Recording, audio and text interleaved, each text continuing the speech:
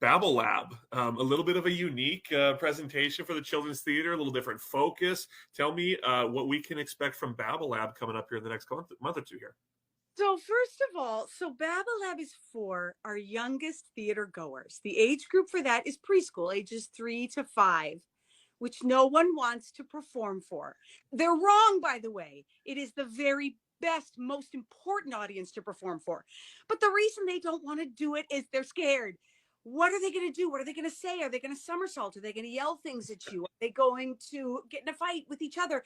Are they going to snack? Are they well, all of these things? The answer is they're going to do all of that. And it is all okay. We have been doing this preschool model at CTC, I want to say for about 15 years now. Wow. We learned how to do it.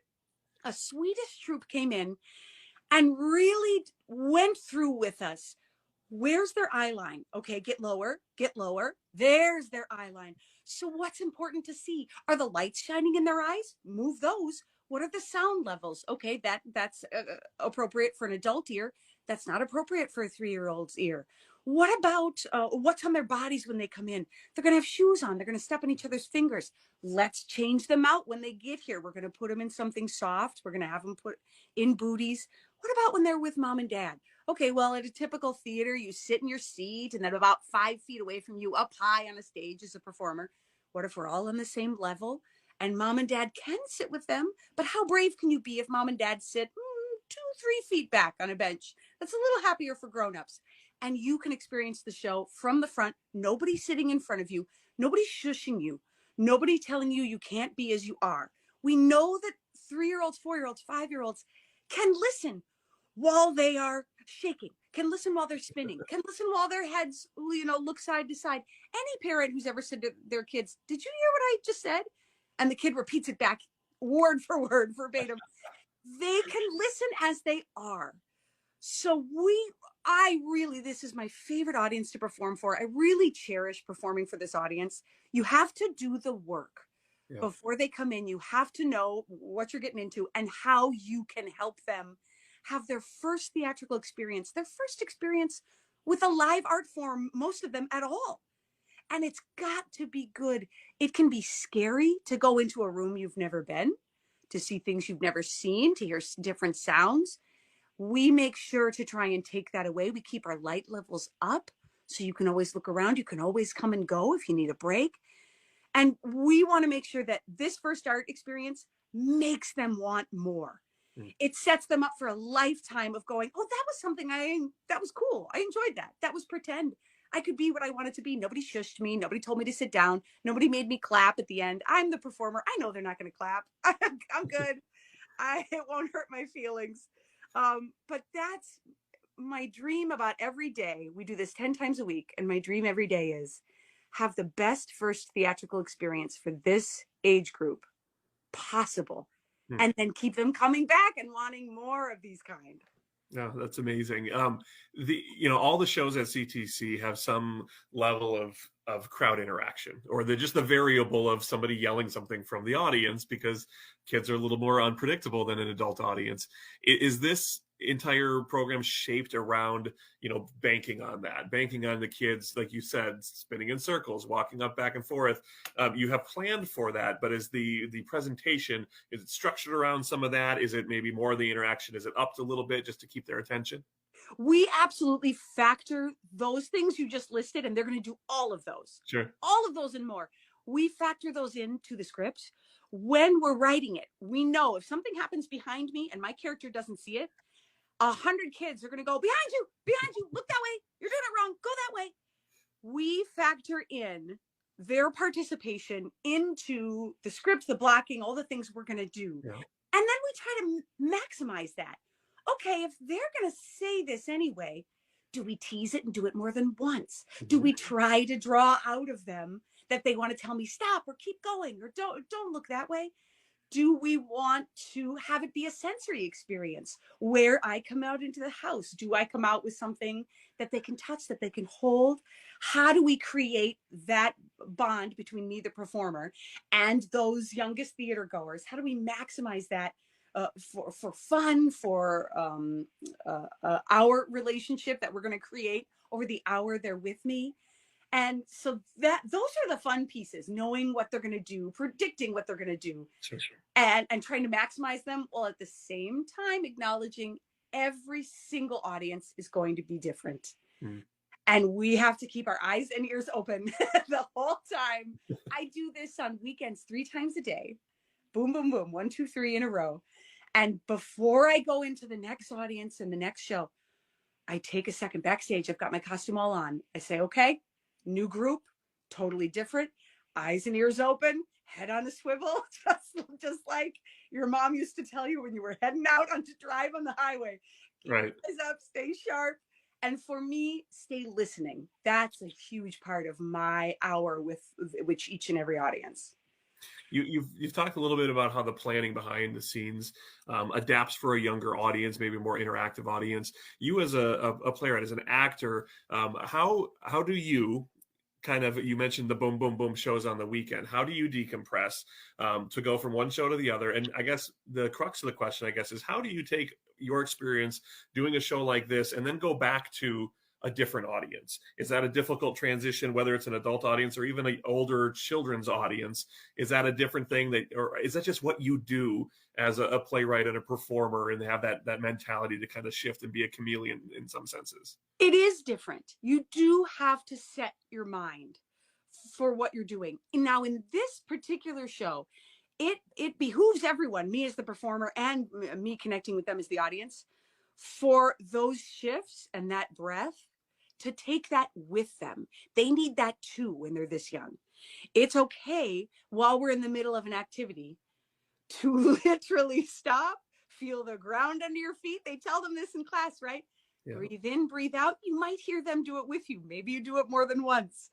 With this audience, you don't have to have a slick presentation that doesn't somehow show that I'm not a person. I'm a machine programmed to do this. I don't need to breathe. I can't hear you. I can't see you. With this audience, we absolutely acknowledge, I'm with you. I'm having the same experience you are. I hear you. I see you. We're going to have these moments and these shifts you talked about together, because that's great for them too. As you get older, and I've performed at CTC for 0 to 100. As they get older, you do tend to have those shifts be more imperceptible. You want it to look seamless. You want to appear just as that character. You know, there's no sort of part of Autumn being maintained in there, being given to the audience. Whereas in Babble Lab, there will be that piece that's still there, that's maintained and given to the audience. It can't help but be that way, because I'm a mom. Anything that's going to happen with these kids, I bet you my kids have done it or have outdone it. 2 boys. Thank you very much. We have 2 boys as well. So yes, solidarity, Air 5. There we go. So there can't help but be that little piece of me that's with them, with the parents as well as the kids. And then, you know, as you get older, you get a little slicker, and you sort of hide that part of you. But it's always there in acting. It should always be there, because if anything else, everything you're doing should be personal and grounded, and you've made it real for yourself, no matter how fantastical the story. So even in the slickest performance in a great big musical number, there's going to be that piece of that real person in every performer on the stage. Sure. I come from a family of educators. My mom's a teacher. My wife went to school to be a teacher. A lot of what you're saying, I feel like I have heard from them. And I wonder, as you put this together, specifically for this younger age group, do you hearken on some experience that you've had, maybe as a teacher in the past, or have you talked to teachers to say, how do we control a large group of hyperactive kids who are unpredictable and make this an enjoyable experience for everybody? Well, the answer is yes. We always start in the classroom, and we always bring even just a little piece of the show while we're working it, maybe 15 minutes of an idea, to several classrooms, because we want to see not only, is this an idea that'll play? Are the kids interested? Is it funny? Are they engaged? But we also want to talk to those teachers, those paras, those assistants, and they've got eyes on things we don't see while we're performing. So we make the rounds very early on in all of our preschool shows to classrooms, daycares, school, homeschool groups. Then we bring small groups to us in just a rehearsal room, in a rehearsal coat with cardboard props and a makeshift table. Then we bring them to us and we see, okay, now they're out of their element a little bit. They're outside of school or daycare where they go every day. What's going to happen now? And then we have people who've got one eye on the show and one eye on the audience, and people who are saying they responded really well to this. This wasn't clear. So we always take it step by step and start somewhere that the kids are most comfortable before we start selling tickets, because we want to know what we're doing before we can confidently bring people in. Sure. I wonder if, I'm going to throw out a thought, okay? In our house, we have a 9-year-old and a 5-year-old, both boys. Our 9-year-old experienced social interaction in preschool pre-COVID. Our 5-year-old experienced it in the middle of COVID. Have you seen, and maybe there's not enough experience of this with the younger generation, the generation that you'll be speaking to this time around, who a lot of their younger experiences were when the world was just different. It was shut down. We were isolated a little bit more. Have you seen a shift in the audiences now compared to before, or is it more intentional to cater to bring them out of their element? You know, one thing about the children's theater is it always absorbs their attention and brings them into the moment. And I wonder, just curiously, if because of this experience that we've all experienced together, if it feels any different, or if you approach it any different. It's hugely different. The first class I taught, because I also teach at CTC in the summers, the first class I taught post-COVID, when we were all able to come out and be together again, I had an exercise for a young classroom. I think it was a second, third grade. So they had lost their kindergarten, their first grade year at least, in person. And I had everybody sort of sitting on the ground together facing a performance area. And I said, we're going to do this game, this exercise. And I had the first group go. And the first group finished, great job. Oh, wow, does anyone have any thoughts about that? And all the kids answered, we didn't get to go. Well, we didn't get to try. And I thought, what do they mean? They had lost the nuts and bolts of being together in a group and having turn taking. Sure. When is it going to be my turn? What is the next step? What are the social building blocks of having lots of people who want to do one thing and making sure that everybody gets to participate? They had no reason to have those building blocks, no fault of their own. We had, through that week of that first class post-COVID, I had to set up countdowns so we knew when things were going to happen, how soon something was coming. If we were going to do something where everyone would get to do it, but they had to take turns, we had to be in a line already.